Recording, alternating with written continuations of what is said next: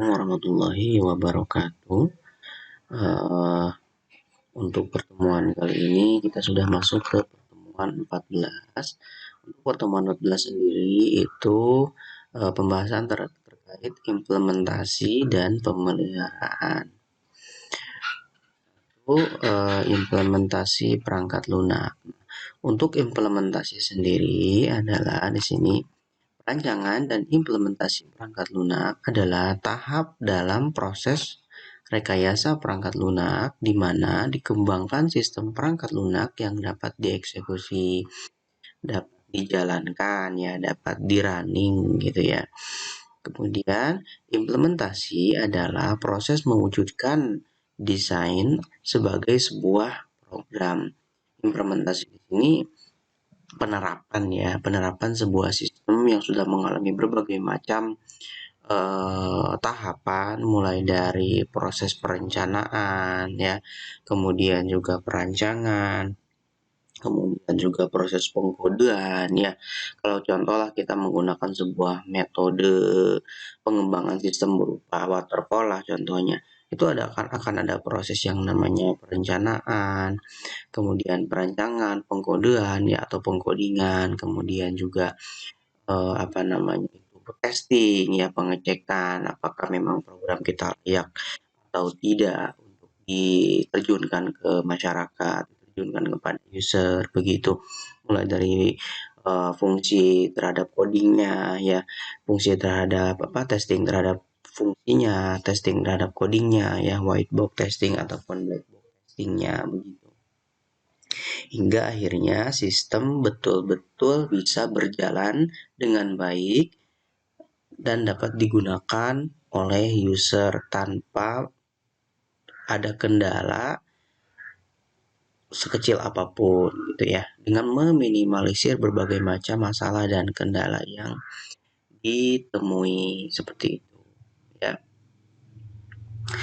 Kalau istilahnya itu agar sistem itu betul-betul autopilot. Autopilot itu dapat bergerak tanpa perlu adanya pilot gitu ya, tanpa perlu dipantau oleh programmer akan kekhawatiran adanya error ataupun bug seperti itu. Nah, implementasi tadi ya, proses mewujudkan desain sebagai sebuah program, proses mewujudkan, menerapkan, mengaplikasikan merealisasikan desain rancangan yang seharusnya memang yang biasanya itu ada dalam sebuah diagram ya, dalam sebuah tulisan saja, itu memang betul-betul terrealisasi menjadi sebuah sistem yang tentunya dapat memudahkan setiap aktivitas yang dilakukan oleh user.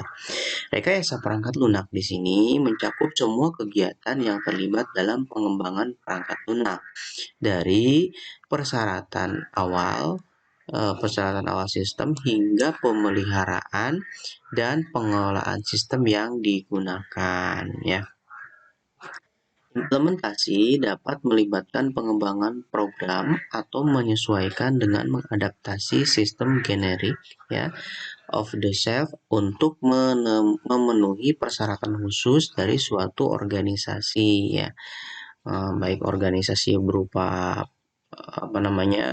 organisasi pemerintah ya, organisasi swasta atau bahkan individu perorangan. Nah, aspek implementasi yang sangat penting untuk rekayasa perangkat lunak terdiri dari beberapa jenis ya. Di antaranya adalah yang pertama aspek reuse ya, sebagian besar perangkat lunak modern dibangun dengan menggunakan kembali komponen atau sistem yang ada, atau istilahnya itu di recycle kembali. Jadi ada sebuah sistem sederhana, nah dibuatlah versi terbarunya yang lebih kompleks begitu, yang lebih besar ya, seperti itu. Selanjutnya yang kedua adalah configuration management. Nah, untuk configuration management sendiri merupakan selama proses pengembangan banyak versi yang berbeda dari setiap komponen perangkat lunak. Jadi kalau konfigurasi manajemen di sini lebih ke proses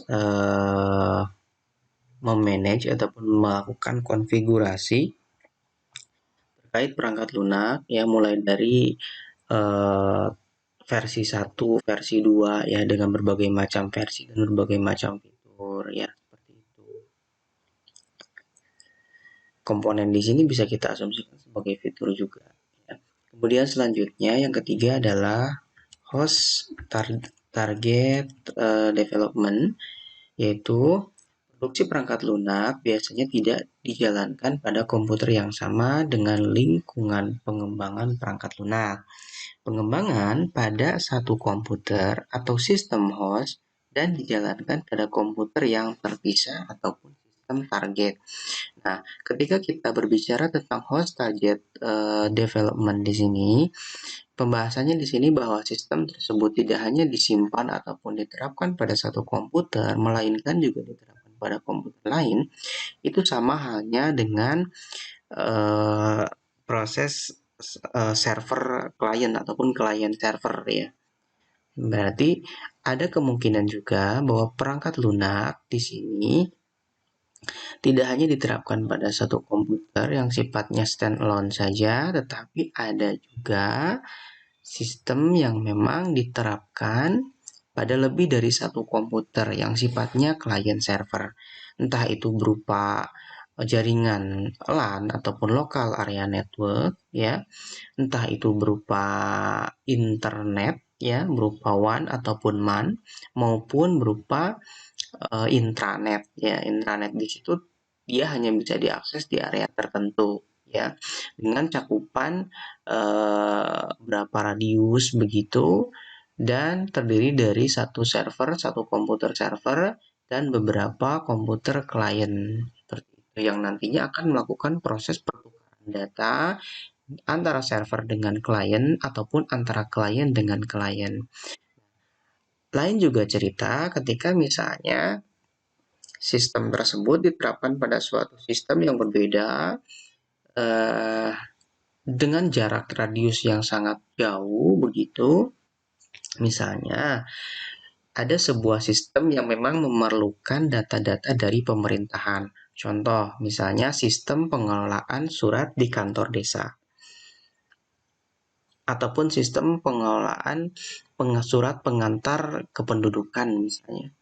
Itu akan diperlukan yang namanya pendataan identitas warga, yang menjadi primary key di situ ataupun inti ataupun kunci data di situ adalah NIK. Jadi tidak perlu lagi menuliskan ataupun mengetik ataupun menginput nama warganya, RT berapa, wilayahnya di mana, desa apa, dan seterusnya. Pemerintah desa cukup memasukkan data NIK saja yang nantinya akan dilakukan proses komunikasi ataupun permintaan data pada dinas terkait seperti itu, atau yang biasa disebut dengan istilah web service. Itu juga sama ya. Kemudian selanjutnya kita ada pembahasan lebih rinci lagi terkait reuse. Nah, di sini penggunaan ulang ataupun reuse atau recycle di sini dimungkinkan pada jumlah level yang berbeda, mulai dari tingkat abstrak, kemudian tingkat objek. Untuk tingkat abstrak di sini yaitu tidak menggunakan reuse software secara langsung, tetapi menggunakan pengetahuan abstraksi dalam desain perangkat lunak, menggunakan pola desain dan pola arsitektur. Kemudian yang kedua, untuk tingkat objek langsung menggunakan reuse objek dari library daripada menulis kode sendiri. Nah, biasanya kalau misalkan tingkat objek di sini langsung menggunakan library ya, tanpa menulis kode sendiri, artinya tidak langsung ngoding dari awal sama kita programnya itu. Contohlah kita membuat sebuah website dengan menggunakan framework CI misalnya. Nah, di situ sudah ada library-nya yang siap dipakai gitu ya, tanpa harus kita melakukan proses pembuatan website seperti halnya PHP native, dibuat dari nol ya codingnya. Kemudian yang ketiga adalah tingkat komponen. Komponen adalah kumpulan objek dan kelas objek yang beroperasi bersama dengan menyediakan fungsi dan layanan terkait. Pada tingkat ini harus menyesuaikan dan memperluas proses komponen yang menambahkan beberapa kode sendiri. Kemudian untuk tingkat sistem, itu ada menggunakan kembali seluruh sistem aplikasi, biasanya melibatkan beberapa jenis konfigurasi sistem. Dapat dilakukan dengan menambahkan dan memodifikasi kode atau dengan menggunakan aturan konfigurasi sistem sendiri seperti itu. Untuk keuntungan dari reuse software di sini adalah dapat mengembangkan sistem baru dengan lebih cepat ya. Kemudian dengan risiko pengembangan yang lebih sedikit dan juga biaya yang lebih rendah. Karena dia menggunakan sistem yang sudah ada, jadi dia cukup modifikasi saja sebetulnya. Kemudian selanjutnya ada karena reuse software digunakan telah diuji dalam aplikasi yang lain sehingga lebih dapat diandalkan daripada perangkat lunak yang baru. Sudah jelas ya. Jadi reuse di sini adalah sebuah proses yang dilakukan untuk mengembangkan ataupun memodifikasi software yang sudah ada. Dan biasanya kalau untuk proses memodifikasi di sini itu ada nama di bagian akhirnya, itu contoh misalnya versi 1, versi 1.1, versi 1.2 atau langsung versi 2, versi 3 dan seterusnya. Dan biasanya di masyarakat ataupun di user khususnya itu tidak akan terasa asing ketika ada proses reuse software di sini. Karena apa ya? Karena sebelumnya sudah pernah sudah pernah menggunakan sistem ini, walaupun sekarang fiturnya sedikit berbeda seperti itu. Lain cerita ketika kita membuat sistem yang baru. Karena kita juga di samping kita membuat sistem, kita juga harus bisa mengenalkan kepada masyarakat, kepada user khususnya, apa sih kegunaan dari sistem kita dan bagaimana cara membuatnya dan apa kelebihan sistem kita dibanding sistem yang lain seperti itu. Kemudian ada biaya terkait dengan penggunaan kembali, ya ini untuk biaya-biayanya, karena bisa silakan dipelajari.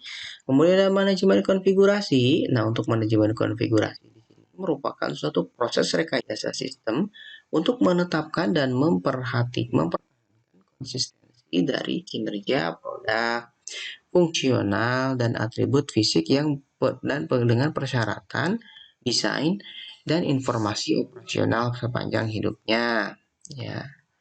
Kemudian tujuannya yaitu adalah untuk mendukung proses integrasi sistem sehingga semua pengembang dapat mengakses kode dan dokumen dengan cara yang terkontrol seperti itu.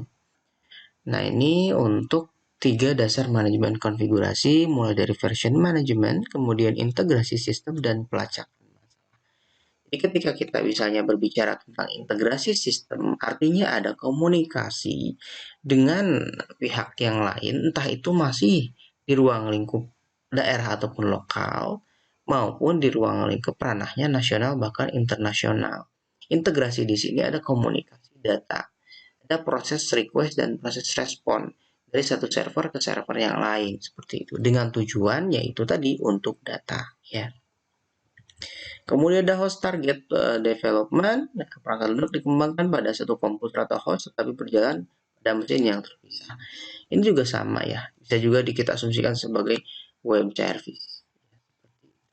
Nah, ada platform lebih dari sekedar perangkat lunak, termasuk sistem operasi yang terinstal ditambah perangkat lunak pendukung lainnya seperti DBMS ataupun database management system. Contohnya bisa MySQL, MariaDB, Oracle, ataupun DBMS yang lain. Kemudian platform pengembangan dan lingkungan pengembangan interaktif, komunikasi dua arah atau lebih. Kemudian platform pengembangan dan eksekusi adalah sama, sehingga memungkinkan untuk pengembangan perangkat lunak dan pengujiannya di mesin yang sama. Ini contoh ya. Kemudian platform pengembangan perangkat lunak harus menyediakan berbagai macam alat untuk mendukung proses rekayasa perangkat lunak. Sebuah kompilator terintegrasi dan sistem pengeditan yang dirancang secara sintak yang memungkinkan untuk membantu mengedit dan mengkonsumsi kode. Kemudian ada sistem debug bahasa, alat pengedit grafis seperti alat untuk mengedit UML ya, contohnya Enterprise Resource Planning yang sedang kita pelajari di semester sekarang, dan begitu pun yang lain ya. Kemudian pertimbangan dalam membuat keputusan adalah persyaratan perangkat keras dan perangkat lunak dari suatu komponen ya. Ini juga tentunya harus kita pastikan dulu apakah perangkat yang dimaksud itu spesifikasinya memang memenuhi ataukah tidak ya, seperti itu. Kemudian ada keterbatasan persyaratan sistem, ada komunikasi komponen jika ada tingkat lalu lintas komunikasi yang tinggi. Kemudian ada pemeliharaan ya atau maintenance. Pemeliharaan atau maintenance adalah suatu aktivitas yang sangat luas yang sering digambarkan mencakup semua pekerjaan dibuat di suatu tempat setelah perangkat lunak beroperasi. Aktivitas meliputi yang pertama di sini penambahan ataupun perbaikan program seperti penambahan fungsi dan perbaikan tampilan. Kemudian perbaikan terhadap kesalahan yang timbul, kemudian ada penghapusan, kemampuan dan kualitas ya. Dan begitu pun yang lainnya, rekan-rekan silakan dibaca kembali. Kemudian untuk kategori pemeliharaan perangkat lunak, di sini ada korektif ya, adalah perbaikan program akibat adanya kesalahan. Kesalahan di sini bisa disalahkan bisa dibuat oleh user misalnya kesalahannya ataupun oleh programmer sendiri ya, seperti itu. Kemudian ada adaptif, perfektif, dan preventif ya, ataupun tindakan pencegahan berhubungan dengan prediksi yang akan datang seperti penggunaan antivirus ya untuk keamanan data, backup data dan seterusnya. Nah, preventif di sini sangat penting ya karena dengan tujuan untuk menjaga data, karena yang namanya data itu kan produk digital. Produk digital itu mudah ditiru, mudah dipalsukan, dan bahkan mudah untuk dihilangkan seperti itu. Nah, ini ya beberapa tahapan ataupun contoh dari